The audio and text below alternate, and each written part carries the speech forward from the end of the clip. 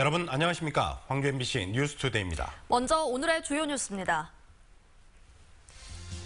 5.18 당시 계엄군이 시민들을 향해 51만 발이 넘는 실탄을 사용했던 것으로 확인됐습니다.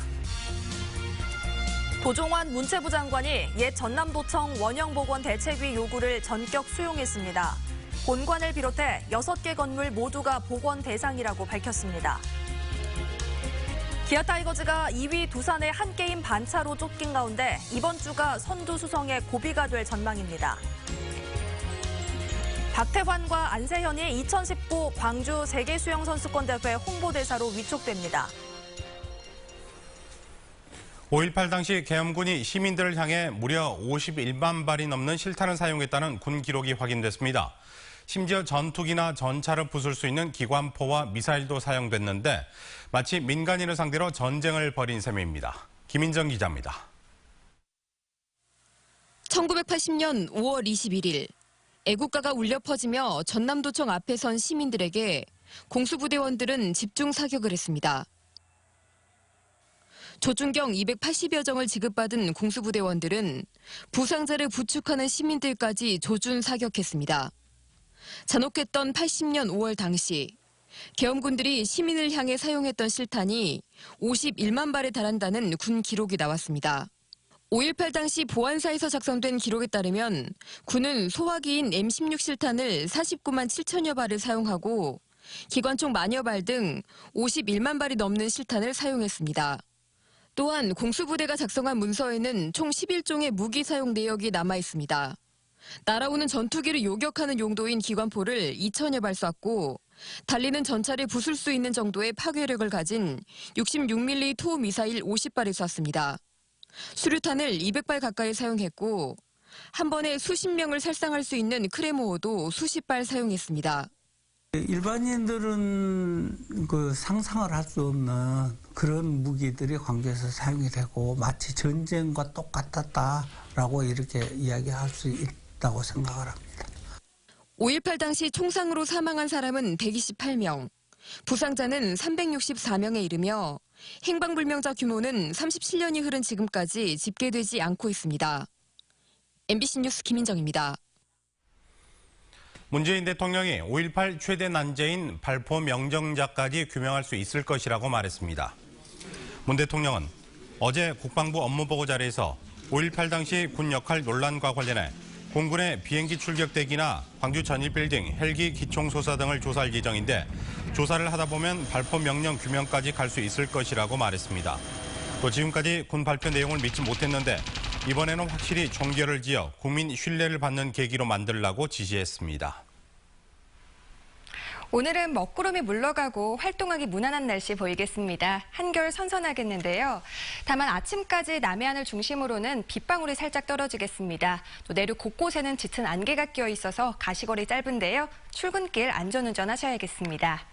오늘 광주의 낮 최고 기온은 28도로 어제보다 2도가량 낮겠습니다. 내일은 무려 25도까지 떨어지면서 한낮에도 서늘할 것으로 보이는데요. 긴 소매 옷 준비하시는 것이 좋겠습니다. 주 후반에도 30도 아래에 머물면서 일교차는 점차 커질 것으로 예상됩니다. 현재 구름 영상 보시면 가끔 구름 지나고 있습니다. 서해안을 중심으로는 바람이 강하게 불 것으로 예상됩니다. 현재 기온 보시면 광주가 22.7도, 담양 22도로 출발하고 있고요. 낮 기온은 영광과 장성 26도, 화순 29도로 예상됩니다. 대부분적 어제보다는 1도에서 2도가량 낮겠습니다. 곡성과 보성이 28도, 구례가 29도로 평년과 비슷한 기온 보이겠습니다. 날씨였습니다. 5.18 최후 항쟁지인 옛 전남도청이 원형대로 복원됩니다. 광주를 방문한 도종환 문체부 장관이 전남도청 본관 등 6개 건물 모두를 원형대로 되돌려 놓겠다고 밝혔습니다. 시도민대책위는 예상을 뛰어넘는 도 장관의 약속에 박수로 화답하는 등 크게 반겼습니다. 김철원 기자입니다. 도종환 문화부 장관이 옛 전남도청 건물인 국립아시아문화전당 민주평화교류원을 둘러보고 있습니다. 시도민대책위원회가 전남도청 원형복원 요구원을 전달한 지 한 달 만에 이뤄진 답방입니다. 도 장관은 건물 곳곳을 꼼꼼히 살폈습니다. 이걸 판 뜯어내면 판은이 그대로 다시 저쪽 앞에 같은 경우들은 뜯어내면 그럴 수 있어요.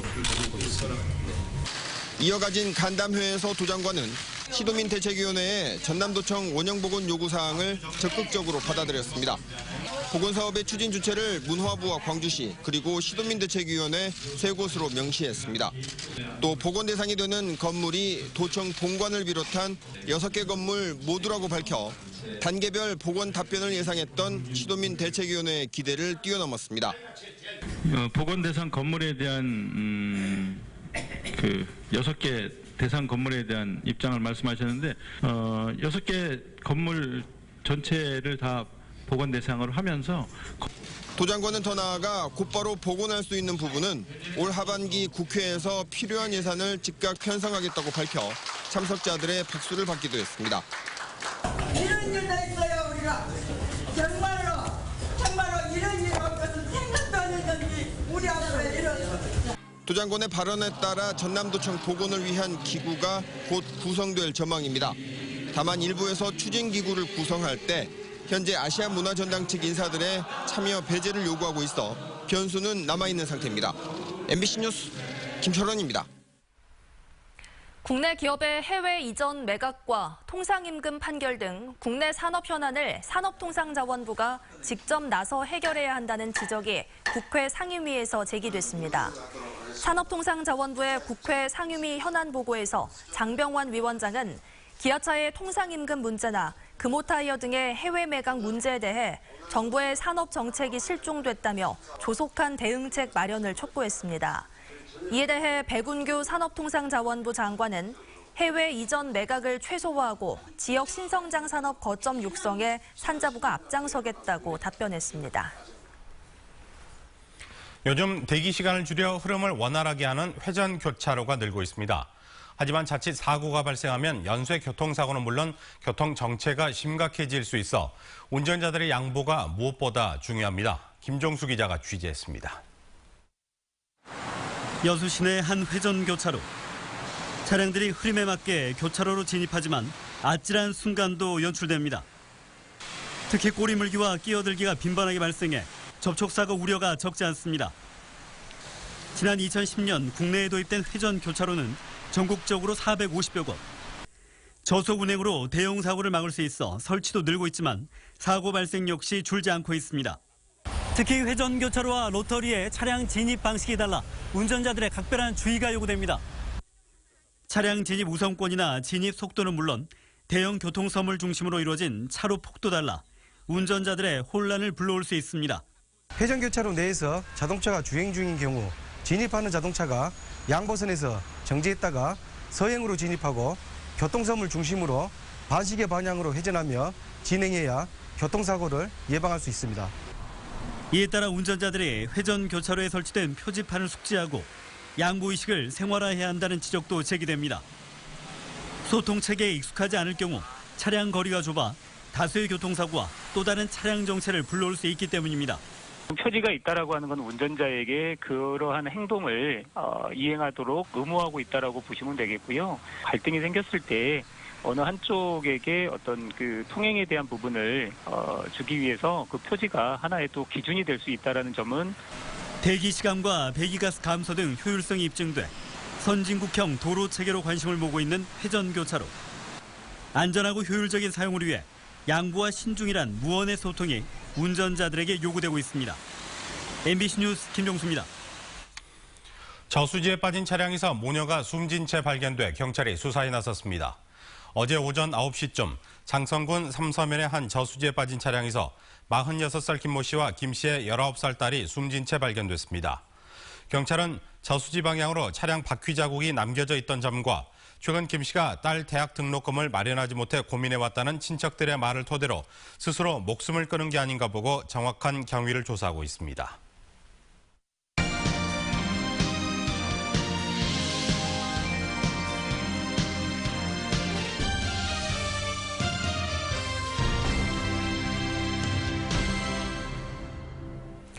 문재인 정부에서도 전라남도의 사회간접시설 사업비 확보에 빨간불이 켜졌습니다.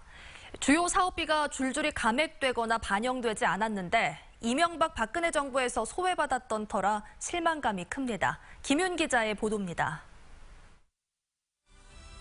전라남도의 최대 현안 사업인 호남 고속철 2단계 광주 송정에서 목포까지의 노선. 전라남도는 내년도 사업비로 정부에 3천억 원을 요구했지만 154억 원만 반영됐습니다. 목포와 보성을 잇는 남해안철도 사업비도 3,500억 원을 요구했지만 1,999억 원만 받아들여졌습니다. 흑산도 공항 사업비는 다도의 해상국립공원 계획 변경안 심의가 늦어지면서 요청액의 30%인 167억 원만 반영됐고 무안국제공항 활주로 연장 사업비는 아예 국토부 심의에 올라가지도 못했습니다. 광주 완도간 고속도로 사업도 3천억 원을 요구해 455억 원만 반영됐습니다. 전라남도가 요구한 내년 SOC 예산 1조 6천억 원 가운데 반영액은 60% 수준으로 특히 호남 고속철과 남해안 철도 사업 등 주요 사업에서는 요구액의 72.3%가 삭감됐습니다. 일자리와 복지 분야에 집중을 하고 SOC 등 물적 투자 분야는 좀 절감한다는 그런 계획이었습니다. 그러다 보니 한 20%가 정부 예산안이 SOC 분야가 감축이 됐는데요. 이명박 박근혜 정부에서 대접을 받지 못했던 전남의 사회 간접자본 시설 예산. 새 정부에서도 우선순위에 밀리면서 국회 심의 과정이 주목받게 됐습니다. MBC 뉴스 김윤입니다. 보성 벌교 꼬막의 생산량 감소가 남획뿐만 아니라 환경 변화 등 다양한 현상이 복합적으로 작용한 결과라는 분석이 나왔습니다. 한국수자원관리공단이 낸 보고서에 따르면 벌교 꼬막의 감소 원인은 무분별한 남획에다 기후변화에 따라 수온과 염분, 용존산소 변화 등이 꼬막 유생 성장에 방해했고 여름철 복사열에 의한 지온 상승 등도 꼬막 생장에 영향을 미친 것으로 분석됐습니다. 벌교 꼬막 생산량은 2007년 2만 톤에서 지난해 244톤으로 크게 줄었습니다.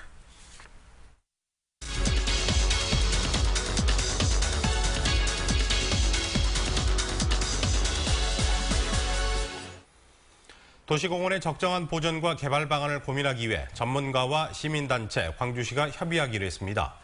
도시공원 일몰제를 대비해 민관 거버넌스, 이른바 협력체를 구성하고 내일 첫 회의를 갖게 되는데요.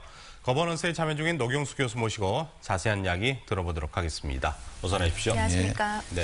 그동안 전문가나 시민단체가 도시공원 일몰제에 대한 거버넌스에 참여하는 것을 좀 회의적인 것으로 알고 있는데요. 다시 참여하게 된 이유가 있을 것 같습니다. 당초에 참여하려고 했던 시민단체나 전문가들이 이 거버넌스에 대해서 광주시가 대응하는 모양이 그렇게 진정성이 없다. 네. 지향점도 서로 다를 수 있다. 그래서 회의적이었고 또 적극적으로 촉구했는데 최근에 광주시에서 그걸 적극적으로 받아들여서 네. 이제 진정성 있게 한번 이것을 진지하게 논의할 수 있겠다 하는 판단이 있었습니다. 네. 그래서 모두 참여하자 해서 참여하게 된 겁니다. 네, 내일 첫 회의를 앞두고 있잖아요. 앞으로 어떤 역할을 하게 되시는 건가요? 그동안에 많은 TF팀이랄지 위원회가 문의만 들러리를 하는 경우가 상당히 많았습니다. 그런데 이번에는 관민이 공동적인 그런 권한을 갖고 의사결정을 해나갈 겁니다. 특히 일몰제 공원에 대해서는 중앙정부랄지 이용자랄지 시민이랄지 이런 다양한 의견이 있습니다. 이용자랄지 전문가랄지. 그래서 이런 각계의 의견들을 충분히 받아들여서 정말 광주시가 필요한 그런 공원을 만들어 나가는데 큰 역할을 할 걸로 기대하고 있습니다. 네, 어떤 논의부터 시작되는지 그 내용을 먼저 말씀을 해주시죠. 위원회에 구성되어 있는 분들의 각각 인식의 차가 다릅니다. 네. 폭도 그렇고 깊이도 그렇고 그래서 먼저는 현황 파악이 가장 중요할 것 같습니다. 그래서 일몰공원이 25개가 있는데 25개에 대해서 철저한 현황을 파악을 하고 그에 대한 서로가 인식을 공유하는 그런 장이 돼야 할 것 같습니다. 네, 그동안도 이제 도시 난개발을 막기 위해서 지금 노력해 오셨는데 그렇다면 앞으로 이제 거버넌스 협의 내용에서 어떤 내용이 포함이 되는 건가요? 지금 25개의 민간공원이 있습니다. 그중에서 4개가 지금 1차로 민간공원을 개발하게 돼 있는데 그 나머지 이제 6개가 2차로 되고 있고요. 그런데 민간공원 분야라는 것이 민간이 개발하는 부분이기 때문에 공공성과 사익성 확보가 가장 중요합니다. 네. 그래서 중간자적 역할에서 적절한 조화, 활성화를 해야 되는 기능이 가장 중요할 걸로 저는 보고 있습니다. 네, 도시공원 일몰제와 관련해서 이번 연말까지 논의돼야 될 과제가 많은 걸로 알고 있습니다. 앞으로의 계획에 대해서 말씀을 해주시죠. 그래서 지금 9월 8일까지 1단계로 접수를 받습니다. 네. 4개 공원에 대해서. 그런데 지금도 그 제안서에 대해서 갑론을박이 많거든요. 네. 그래서 1단계 선정하는데 투명하게 가장 적정한 사람을 뽑아야 될 것이고, 두 번째는 거기서 나오는 여러 가지 문제점들을 어떻게 하면은 2단계 6개 공원에서 잘 반영해서 보다 나은 질 높은 그런 서비스, 녹지 서비스, 공원 서비스를 줄 것인가 하는 부분까지 연말에 로드맵을 가지고 접근할 걸로 보고 있습니다. 네, 여러 가지 잘 논의를 해서 우려했던 일들이 해소가 됐으면 하는 바람이 듭니다. 오늘 나와 주셔서 고맙습니다. 네, 고맙습니다. 기아 타이거즈가 갑작스러운 부진에 빠지며 2위 두산의 한 게임 반차로 쫓기는 신세가 됐습니다. 투타의 부진과 집중력이 약화된 탓인데 이번 주 두산전이 선두 수성의 최대 고비가 될 전망입니다. 이미지 뉴스 리포터입니다. 4대2로 앞서던 경기를 양현종의 갑작스런 난조로 동점을 허용한 뒤 3루수 이범호가 평범한 땅볼을 뒤로 흘리며 결승점을 내줍니다. 점수 5대4 역전. 이제 NC 다이노스가 앞서 나갑니다. 기아가 지난주 최악의 난조로 2위 두산에 바짝 쫓기는 입장에 놓였습니다. 지난 8경기 성적은 1승 7패. 가까스로 6연패 수렁에서 벗어나는가 싶더니 유리한 경기를 놓치며 두산과 승차가 한 게임 반차로 좁혀졌습니다. 활화산처럼 터지던 타선이 후반기 들어 무뎌졌고 떨어지는 공에 스윙 삼진. 최근 양현종, 헥터, 패틴으로 이어지는 1에서 3선발 투수가 등판한 경기에서 모두 지는 등 무기력한 모습도 보이고 있습니다. 자, 1루간 빠집니다. 우측에 안타. 번주가 10개 홈으로 들어왔습니다. 4, 5선발 투수에 대한 고민은 여전하고 결정적인 순간 어이없는 실책을 연발하는 등 집중력도 흐트러진 모습을 보입니다. 지난 4월 중순 이후 한 차례도 1위를 놓치지 않았던 기아가 올 시즌 최대 고비를 맞고 있는 겁니다. 투타가 동반 부진에 빠진 기아는 이번 주 삼성, 두산, 넥센과 6연전을 치릅니다. 특히 후반기 들어 승률 7할 9푼의 무서운 상승세를 보이는 두산과의 주중 2연전은 선두 경쟁의 분수령이 될 전망입니다. 최근 부쩍 힘이 떨어진 호랑이가 곰을 넘어서며 우승을 향해 전진하는 데는 투타의 조화와 함께 집중력을 얼마나 회복하느냐에 달려 있습니다. MBC 뉴스 이미지입니다. 박태환과 안세현이 2019 광주 세계 수영선수권대회 홍보대사로 위촉됩니다.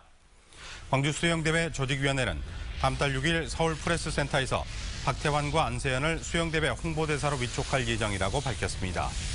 2008년 베이징 올림픽 남자 자유형 400m 금메달리스트인 박태환은 한국 선수로는 유일하게 2007년과 2011년 세계 수영선수권 대회에서도 정상을 밟았습니다.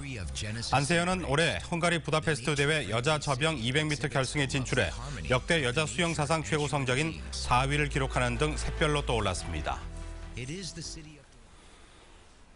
광주은행이 창립 49년 만에 처음으로 자행 출신을 은행장 후보로 내정했습니다.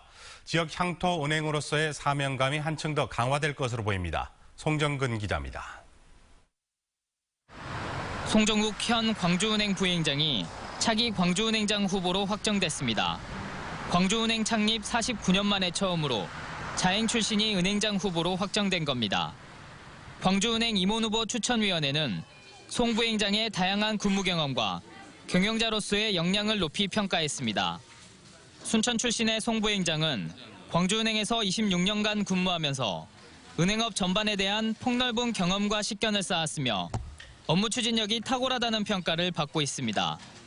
광주은행은 영업력이 뛰어난 송 부행장이 은행장이 되면 지역 내 영업 기반 확충과 중소기업 지원 강화 등 지역 경제에 활력을 불어넣을 것으로 기대하고 있습니다. 송 부행장은 다음 달 27일로 예정된 광주은행 임시주주 총회와 이사회를 통해 제13대 광주은행장으로 공식 선임됩니다. 한편 김한 광주은행장은 앞으로 제2비금융지주 회장직만 맡게 됩니다. MBC 뉴스 송정근입니다. 신재생 에너지가 주목받으면서 전국 곳곳에 태양광 발전 시설이 들어서고 있습니다. 그런데 난개발을 줄이기 위한 규제가 허술해 개발 후유증은 고스란히 주민 몫으로 돌아가고 있습니다. 박영훈 기자가 취재했습니다. 20년 넘게 광어를 기르고 있는 완도의 한 육상 양식장입니다. 이달 중순 100mm가 넘는 폭우가 쏟아지자 마을 앞바다가 황토물로 변하면서 비상이 걸렸습니다. 양식장에 황토물이 유입되면서 광어들이 떠오르는 등 이상 증세를 보였기 때문입니다. 지금까지 제가 양식하면서 처음이에요. 이라고 물이 많이 황토가 내려온 적이. 아가미 이제 황토 같은 건 참 좋을 것이 하나도 없죠. 나중에. 1km가 넘는 수로를 따라 올라가자 올해 말 완공 예정인 태양광 시설 현장이 나옵니다. 축구장 3개 크기가 넘는 면적에 물을 머금은 흙들이 금세라도 무너질 듯 위태롭습니다. 도로와 주택으로부터 500m 떨어지도록 돼 있지만 자치단체 규칙이 만들어지기 전 허가가 난 곳이어서 도로 바로 옆에 들어서 있습니다. 이 자치단체에서만 규칙 제정 이전에 들어선 태양광 시설이 90%가 넘습니다. 목포시처럼 아예 관련 규정이 없는 자치단체도 있습니다. 뿐만 아니라 허가도 전기사업 따로 개발행위 따로인데다 전기사업 허가가 조례나 규칙으로 되어 있는 개발행위 제한보다 상위법이어서 난개발을 규제하기가 쉽지 않습니다. 산업부 입장은 그렇습니다. 산업을 육성하기 때문에 적극적으로 권장해야 될 입장이고.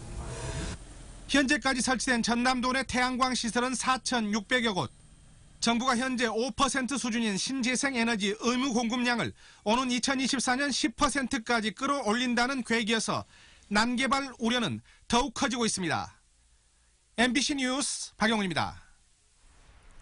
광주 전남 지역 여성 벤처기업인의 위상을 높이고 우수 제품을 홍보하는 제5회 여성 벤처기업 박람회가 개막됐습니다.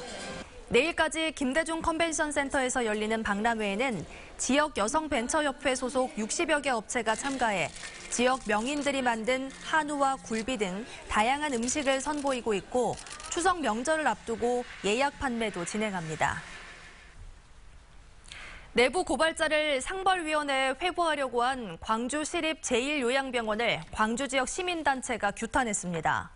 광주시립 제1요양병원장 노인 환자 폭행 사건 진상규명을 위한 시민사회단체는 병원 측이 CCTV 영상을 삭제하라는 지시를 받았다고 폭로한 내부 직원을 인사상벌위원회에 회부하려다 취소했다며 인사권 남용과 횡포를 막아 신분상 불이익이 없도록 해야 한다고 말했습니다.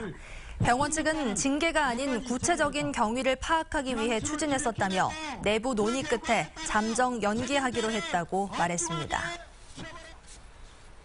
조류 인플루엔자가 발생하면 실제로 닭고기 소비를 줄이는 것으로 조사됐습니다. 한국농촌경제연구원이 소비자 패널 610명을 대상으로 닭고기 소비 변화를 조사한 결과 응답자의 64.1%가 닭고기 소비량을 줄였다고 밝혔습니다. 소비량을 줄인 이유로는 응답자의 54.7%가 AI 재발을 꼽았고 치킨 업체 가격 인상 논란이 18.2%, AI 관련 재난 문자 메시지 수신이 12.9% 등의 순이었습니다. 어제 오후 1시쯤 고창 담양간 고속도로 고창 방면 도로에서 승합차가 전복됐습니다. 이 사고로 차량 운전자 65살 조모 씨 등 9명이 부상을 입었습니다. 경찰은 승합차의 타이어가 펑크나면서 차량이 전복된 것으로 보고 정확한 사고 경위를 조사하고 있습니다. 먹구름이 물러가고 오늘 활동하기 무난한 날씨를 보이겠습니다. 한결 선선하겠는데요. 다만 아침까지 남해안을 중심으로는 빗방울이 살짝 떨어지겠습니다. 내륙 곳곳에는 짙은 안개가 끼어서 가시거리가 짧은데요. 출근길 안전운전 하셔야겠습니다. 오늘 광주의 낮 최고 기온은 28도로 어제보다 2도가량 낮겠습니다. 내일은 무려 25도까지 떨어지면서 한낮에도 서늘할 것으로 보이는데요. 긴 소매 옷 준비하시는 것이 좋겠습니다. 주 후반에도 30도 아래에 머물면서 일교차는 점차 커질 것으로 예상됩니다. 현재 구름 영상 보시면 우리 지역 가끔 구름 지나고 있습니다. 서해안을 중심으로는 오늘 바람 강하게 불 것으로 예상됩니다. 현재 기온 보시면 광주가 22.7도, 담양 22도로 출발하고 있고요. 낮 기온은 영광과 장성이 26도, 화순 29도로 예상됩니다. 대부분 적 어제보다는 1도에서 2도가량 낮겠습니다. 곡성과 보성이 28도, 구례가 29도로 평년과 비슷한 기온 보이겠습니다. 오늘 서해 남부 해상을 중심으로는 바람이 강하게 불고 물결 4m까지 매우 높게 일 것으로 예상됩니다. 당분간 구름만 지나는 맑은 날씨 이어지겠고요. 내일과 모레는 25도 안팎까지 떨어지겠지만 금요일부터는 다시 평년 기온 되찾을 것으로 예상됩니다. 날씨였습니다.